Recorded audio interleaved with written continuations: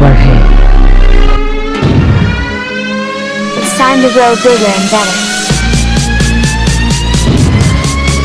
It's time to make progress.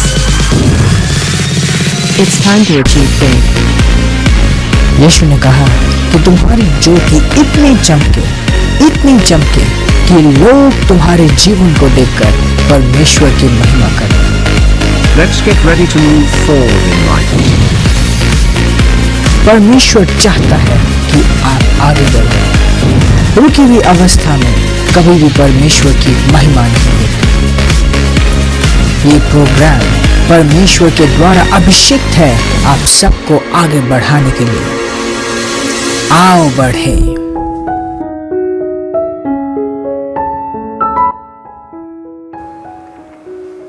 Praise the Lord. यीशु के सुंदर और भव्य नाम में मैं पास्टर प्रेज आज फिर से आप सबका स्वागत करती हूँ इस सुंदर समय में जिसे हम कहते हैं आओ बढ़े, जहाँ हम परमेश्वर के जन पास्टर जायन के द्वारा परमेश्वर के वचन में, उसकी नीतियों में आगे बढ़ाए जाते हैं। बाइबल हमें मत्ती 5:14 में बताती है कि परमेश्वर ने हमें जगत की ज्योति बनाया है और हम छुपाए नहीं जा सकते। Praise the Lord. परमेश्वर में ये जो ज्योति हम बनाए गए हैं उसे हम तभी समझ पाते हैं जब हम परमेश्वर के वचन को समझ पाते हैं जो असली ज्योति है। Praise the Lord, hallelujah. तो आज जब पास्टर जी आपको परमेश्वर के वचन के ज्ञान में आगे बढ़ाएंगे, मैं आपसे आग्रह करना चाहती हूँ कि आप अपना पूरा ध्यान स्क्रीन की ओर दें।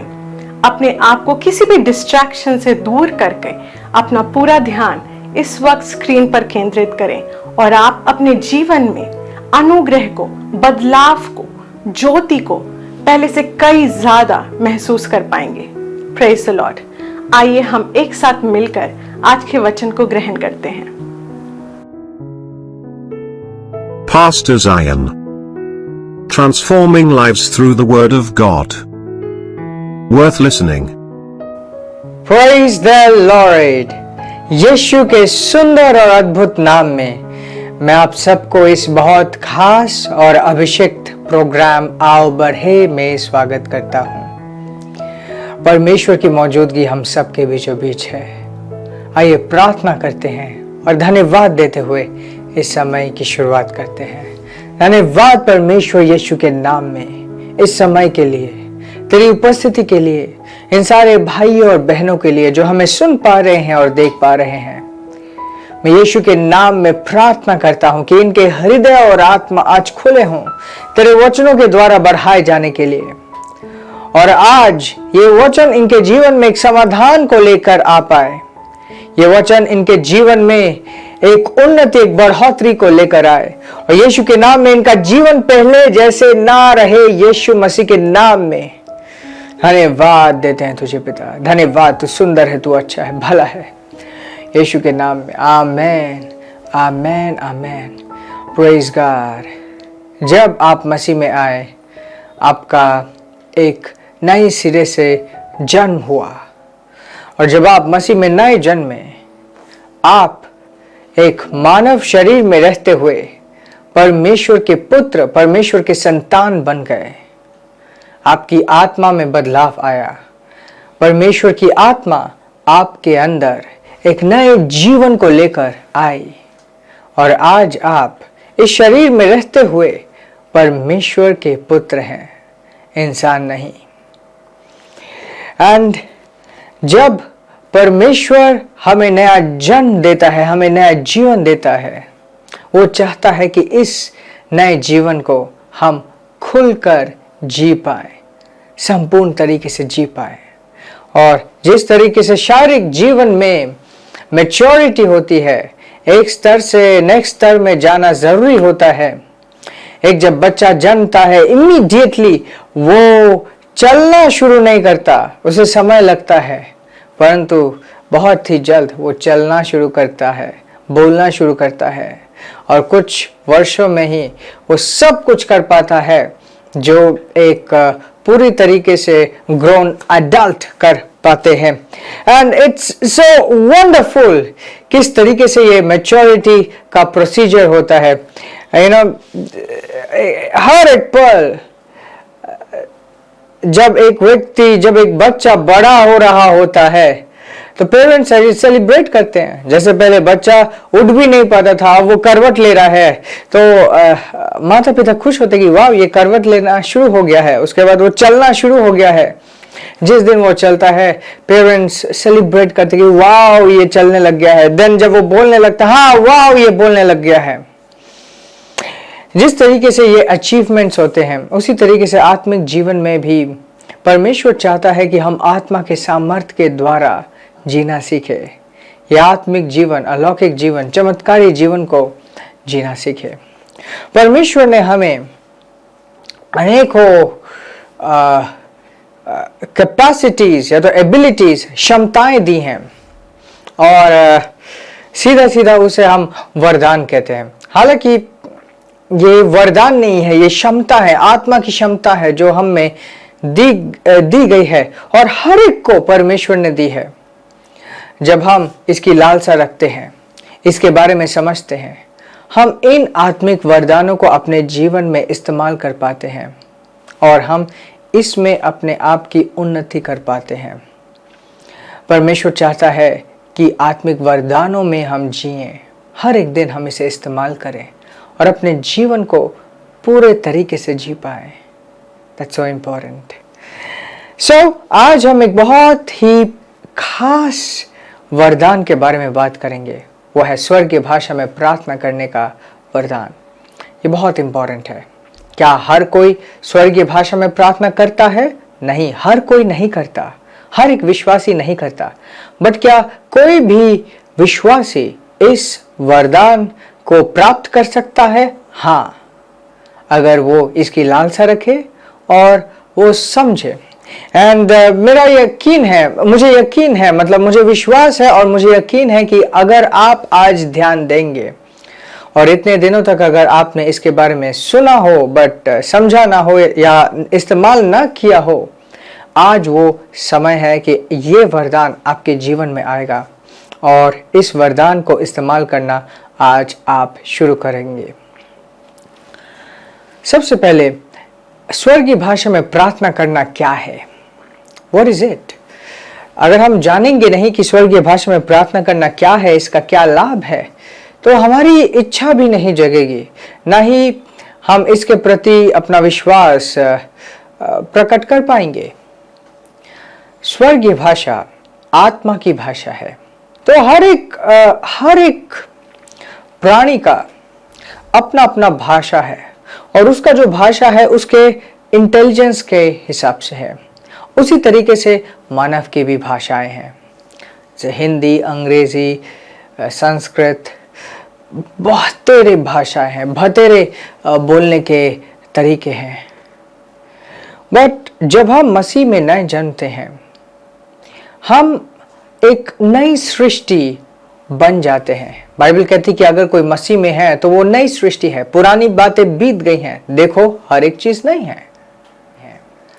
जब हम मसीह में आते हैं तो हम मानव नहीं रहते, हम परमेश्वर के पुत्र हो जाते हैं। हालांकि ये शरीर और ये दिमाग, ये हाथ पैर वैसे ही रहते हैं, परंतु हमारी आत्मा बदल जाती है। मानव के भाषा होते हैं, जैसे हिंदी, बंगाली, उर्दू, मराठी, विभिन्न भाषाएं हैं। उसी तरीके से आत्मा की भी भाषा होती है। बहुत सारी चीजें हमारे इस शरीर के इंद्रियां समझ नहीं पाती, हम बहुत दूर तक देख नहीं पाते, हर एक चीज सुन नहीं पाते, हर एक चीज महसूस नहीं कर पाते।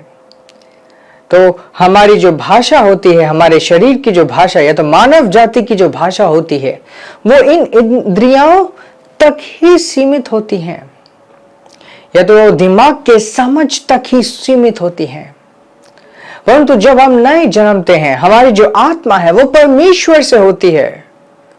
हम परमेश्वर के श्रेणी में आते हैं, परमेश्वर के पुत्र, और हमारी आत्मा के समझ एकदम खुली रहती है, बहुत अधिक होती है। अगर हमारे आंखों से हम देख नहीं पाते, परंतु हमारी आत्मा हर एक चीज देख पाती है। स्वर्गीय भाषा आत्मा की भाषा है और ये वो भाषा है जो परमेश्वर के पुत्र को दी गई है। परमेश्वर की भाषा है, ये भाषा परमेश्वर समझता है, ये परमेश्वर के जाति की भाषा है। And it is so important. You know, Yeshu ने कुछ कहा था इसके बारे में, सीधा सीधा नहीं, बट इसी विषय में। आइए देखते हैं यूहन्ना की पुस्तक 4:23। मैं इसे पढ़ूंगा किंग जेम्स से। Okay, but the hour cometh, and now is, when the true worshippers shall worship the Father in spirit and in truth, for the Father seeketh such to worship him. तो और ये समय आ गया है कि एक सच्चा आराधक परमेश्वर को, पिता को आत्मा और सच्चाई के द्वारा आराधना करेगा। आत्मा और सच्चाई के द्वारा। सच्चाई मतलब क्या? असल में, असली, वाकई में। और आत्मा मतलब आत्मा के द्वारा, शरीर से परे, शरीर के ऊपर आत्मा। एंड वचन हमें दिखाती है 1 कोरिन्थियन 14:14 वचन हमें स्पष्ट करती है कि जब हम स्वर्गीय भाषा या तो अन्य भाषा में प्रार्थना करते हैं तो हमारी आत्मा प्रार्थना करती है। मतलब ये वही चीज होता है जो यीशु ने कहा कि एक सच्चा आराधक आत्मा और सच्चाई से आराधना करेगा। Therefore, if I pray in an unknown tongue, my spirit prayeth, but my understanding is unfruitful. अगर मैं अन्य भाषा में प्रार्थना करूंगा तो मेरी आत्मा प्रार्थना करेगी, पर मुझे कुछ समझ नहीं आएगा। ये दिमाग समझ नहीं पाता, क्योंकि इस दिमाग के समझ के भी परे हैं। And it's very important. क्यों? बहुत बार हमें प्रार्थना करने की ज़रूरत होती है एक बहुत बड़े कार्य को सफल बनाने के लिए, या तो कोई एक असंभव परिस्थिति से निकल आने के लिए, और हमें खुद नहीं पता होता कि किस विषय में हम प्रार्थना करें, क्या करें, किस तरीके से करें। हमें यह भी नहीं पता होता कि वाकई में प्रॉब्लम क्या है, किस वजह से हमारी चीजें रुक रही हैं। बट अगर हम आत्मा में प्रार्थना करेंगे, हम परमेश्वर की बुद्धिमत्ता के अनुसार प्रार्थना करेंगे, हमारी आत्मा प्रार्थना करेगी, हम सटीक प्रार्थना करेंगे। और ऐसा जब हम करते हैं, आत्मा की जो सामर्थ्य है वो कार्य में लग जाती है। आत्मा की सामर्थ्य, परमेश्वर की आत्मा की सामर्थ्य जो हम में है वो जाग जाती है जब हम स्वर्गीय भाषा में प्रार्थना करते हैं। Praise God, praise God, praise God. आइए कुछ चीज़ें हम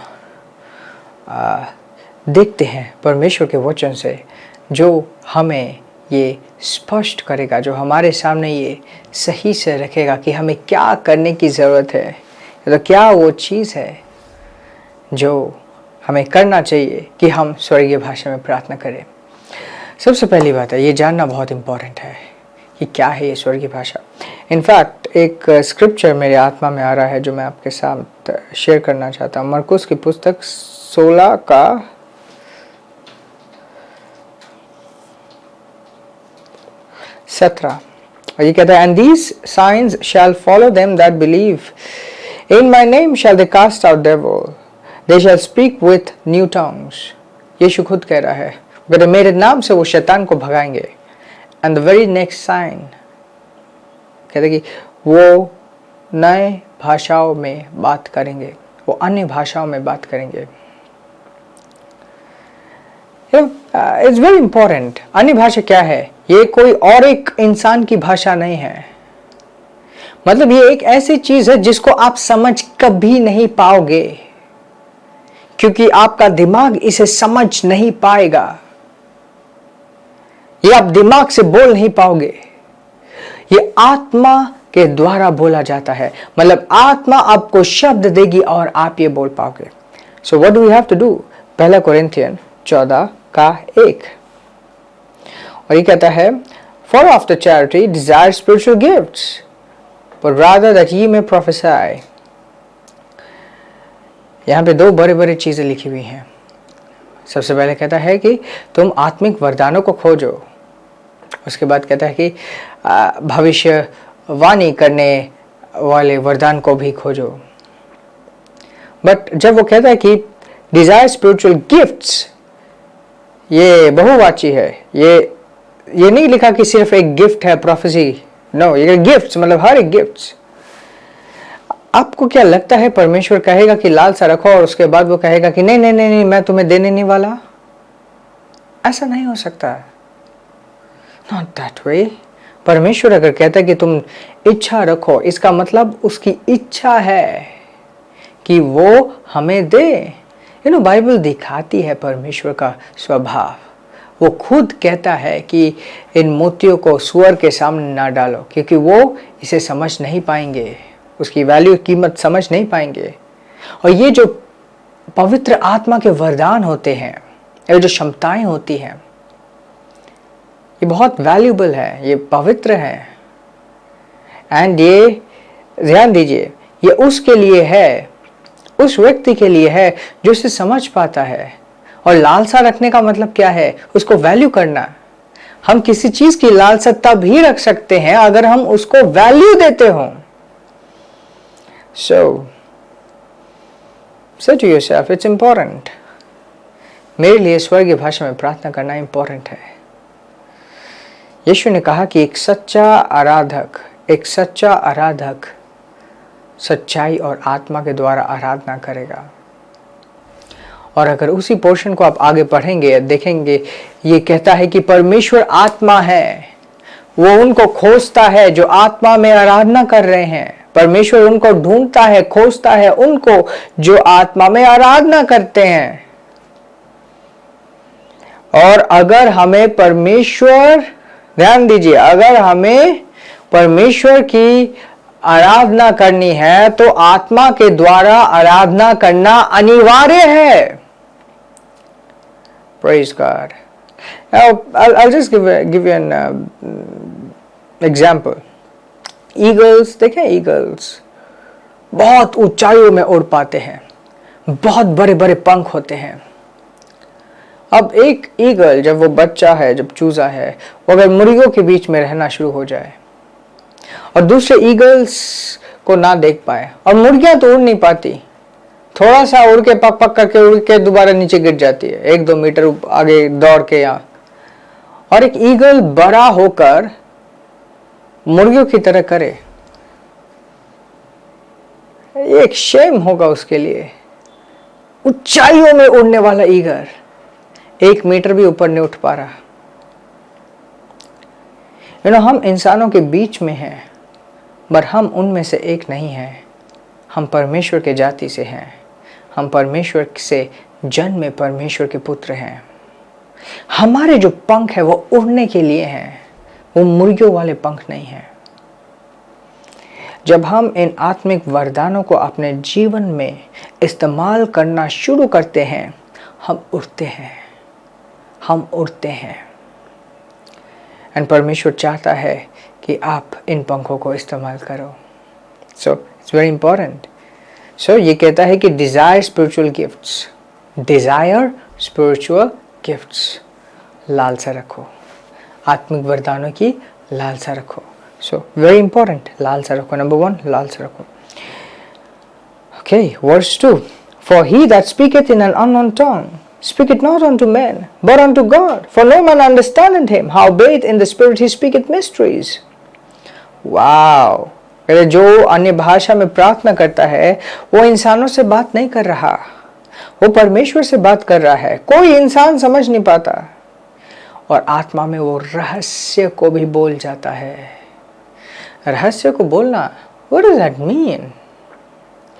आप कभी ऐसे परिस्थिति से गुजरे हो जिसमें आपने प्रार्थना करवाई हो, खुद भी किया हो, सब लोग एक साथ प्रार्थना किए हो, और समझ नहीं आ रहा प्रार्थना करने के बाद भी हल क्यों नहीं निकल रहा? ऐसे परिस्थितियों में आपको रहस्य बोलने की जरूरत है। स्वर्गदूत आपके जीवन में जो नियुक्त है उनको भी नहीं पता कि किस तरीके से आपको पार कराना है और आप प्रार्थना कर रहे हैं, आपको समझ आ, आप मांग रहे हैं या तो घोषणा कर रहे हैं, विश्वास की घोषणा कर रहे हैं, but you need something more. आपको उससे भी ज्यादा किसी एक चीज की जरूरत है, वो है आत्मा के द्वारा रहस्य को बोलने की। Praise God, praise God. वो कहते हैं कि जो व्यक्ति अन्य भाषा में प्रार्थना करता है वो इंसान से नहीं परमेश्वर से बात कर रहा है और आत्मा में वो रहस्य को भी बोल जाता है। मतलब वो चीजें जो दिमाग के परे हैं, वो चीजें जो समझ के परे हैं, वो चीजें जो हर एक के बस में नहीं है, वो सारी बातें भी बोल जाता है क्योंकि वो आत्मा से बोल रहा है। Verse 4, He that speaketh in an unknown tongue edifieth himself, but he that prophesieth edifieth the church. कहते कि जो अन्य भाषा में प्रार्थना करता है वो खुद को बनाता है। एडिफाई मतलब बिल्ड करना। जिस तरीके से एक आर्किटेक्ट, एक इंजीनियर एक बड़ी इमारत को बिल्ड कर रहा है, एडिफाई। वो कह रहा है कि जो अन्य भाषा में प्रार्थना करते हैं वो खुद को बिल्ड कर रहे होते हैं, खुद को बना रहे होते हैं, और जो भविष्यवाणी करते हैं वो चर्च को बना रहे होते हैं। हालेलुया। वर्स 5 भी मैं पढ़ना चाहता हूँ ताकि आप किसी कंफ्यूजन में ना रहें। बहुत से लोग कहते हैं कि प्रोफेसाई करो, आप सिर्फ अन्य भाषा में प्रार्थना ना करो। नो, अगर खुद का उन्नति नहीं होगा तो आप दूसरे को भी किस तरीके से बढ़ा पाओगे? दूसरों को आप नहीं बढ़ा पाओगे अगर आपके जीवन में खुद की उन्नति ना हो। But it talks a lot. Verse 5, I would that all speak with tongues. मैं चाहता हूं कि हर एक स्वर्गीय भाषा में प्रार्थना करे, but rather that ye prophesied, और ये भी कि तुम भविष्यवाणी करो। For greater is he that prophesied than that speaketh with tongues, except he interpret, that the church may receive edifying. Oh wow! फिर जो भविष्यवाणी करता है, जो भविष्यवाणी करता है, वो जो सिर्फ अन्य भाषा में बोलता है, भविष्यवाणी करने वाला बड़ा है। उसके बाद एक चीज कह रहा है कि परंतु अगर जो स्वर्गीय भाषा में प्रार्थना कर रहा है वो स्वर्गीय भाषा का अर्थ भी अगर बता दे, तो वो उसका जो अर्थ बता रहा है और जो भविष्यवाणी कर रहा है दोनों एक साथ है। मतलब गिफ्ट ऑफ टंग्स और गिफ्ट ऑफ इंटरप्रिटेशन वो एक अलग वरदान होता है। उसमें हम अन्य भाषा में हमने जो बोला वो भाषा को नहीं समझते परंतु उसके अर्थ को समझते हैं। आत्मा के द्वारा हमें पता लगता है कि हम इस बारे में प्रार्थना कर रहे हैं, इस बारे में हम बोल रहे हैं। और अगर हम स्वर्गीय भाषा के साथ उसके अर्थ को भी बता दे, वो प्रोफेसाई के इक्वल है, वो प्रोफेसाई के इक्वल है। सो आप अर्थ तभी बता पाओगे जब आप स्वर्गीय भाषा में प्रार्थना कर पाओ, right?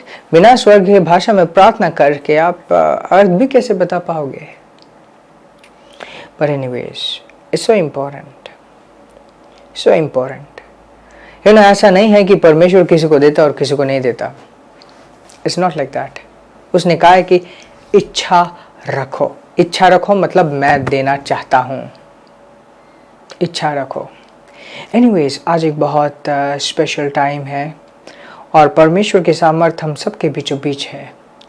So there's something we must do. ये समय है जब वचन आपके पास आया और विश्वास से आप भरे।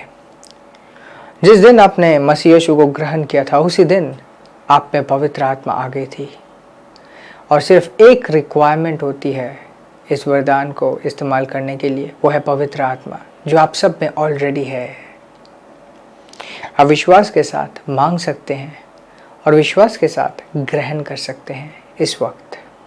और मैं आपके लिए प्रार्थना भी करूँगा, इम्पार्ट भी करूँगा टेलीविज़न के माध्यम से। और ये समय होगा जब आप इस वरदान को इस्तेमाल करना शुरू करेंगे। कैसे होगा ये? जब हम प्रार्थना करेंगे, प्रार्थना करने के बाद आपकी आत्मा में परमेश्वर शब्द डालेगा और उन शब्दों को आपको बोलना आरंभ करना है। मुझको कॉपी ना कीजिए, अपने आत्मा में जो भी आए आप आत्मा के द्वारा बोलना आरंभ कीजिए। Praise God. और मैं आपको कहना चाहता हूँ ये उतना डिफिकल्ट नहीं है, जितना ना आप मांगना चाहते हैं, आप लेना चाहते हैं, उससे कई ज्यादा परमेश्वर ही आपको देना चाहता है। Praise the Lord, praise the Lord. So be excited right now. Hallelujah. मेरे साथ प्रार्थना कीजिए, बोलिए धन्यवाद परमेश्वर। मेरे पीछे पीछे प्रार्थना कीजिए, बोलिए धन्यवाद परमेश्वर, तेरे इस वचन के लिए धन्यवाद। और जो आज मैंने अन्य भाषा के बारे में जाना, मैं तुझे धन्यवाद देता हूँ। मैं विश्वास के साथ इस वरदान को मांगता हूँ और अपनी आत्मा में ग्रहण करता हूँ। मैं तेरा पुत्र हूँ। तेरा वचन दिखाता है कि किस तरीके से यह जरूरी है कि मैं आत्मा में तेरी आराधना कर पाऊँ। मैं आत्मा में प्रार्थना करना चाहता हूँ और यीशु के नाम में, मेरे साथ बोलिए यीशु के नाम में, मैं इस वक्त स्वर्गीय भाषा में प्रार्थना कर पाता हूँ, यीशु के नाम में। हालेलुया। परमेश्वर आपके अंदर वो शब्द दे रहा है। मुंह खोलकर वो शब्दों को बोलना आरंभ कीजिए, यीशु के नाम में। मेरे साथ बोलिए यीशु के नाम में मैं स्वर्गीय भाषा में प्रार्थना करता हूँ। स्वर्गीय भाषा में प्रार्थना कीजिए। धन्यवाद पिता। स्वर्गीय भाषा में प्रार्थना करते रहिए। मैं आपके लिए प्रार्थना करता हूँ। धन्यवाद पिता इन भाई और बहनों के लिए जिनके ऊपर तेरी आत्मा का अंश इस वक्त आया है। ये उपहार, ये वरदान जो इन्हें मिला है यीशु के नाम में, मैं धन्यवाद देता हूँ इन वरदान के लिए। और ये इनके जीवन में बढ़ेगा यीशु मसीह के नाम में। धन्यवाद पिता। ले लीजिए। Hallelujah, hallelujah, hallelujah. कांग्रेचुलेशंस, आप स्वर्गीय भाषा में प्रार्थना कर पा रहे हैं। इस वरदान को जितना ज्यादा इस्तेमाल करेंगे उतना ज्यादा खुल के ये आपके जीवन में कार्य करेगा। हम इन गवाहियों को आपसे जानना चाहते हैं। सो व्हाट्सएप में इंश्योर कीजिए कि व्हाट्सएप में आप हम तक पहुंचिए और अपने गवाहियों को हमारे साथ शेयर कीजिए। Praise God, hallelujah. Honour the Lord with your offerings. ये समय है आप अपने भेंटों के द्वारा एक धन्यवाद की भेंट प्रभु को दीजिए एंड अपने जीवन में प्रभु को आदर दीजिए अपने धन के द्वारा। And praise God, praise God. मैं परमेश्वर का धन्यवाद देता हूँ आप सबके जीवनों के लिए। आशीषित रहें और आगे बढ़ते रहें। Praise Lord. Let's go with your life. Let's go with your life. This program is brought to you by Ambassadors of Zion Church, making the world a better place.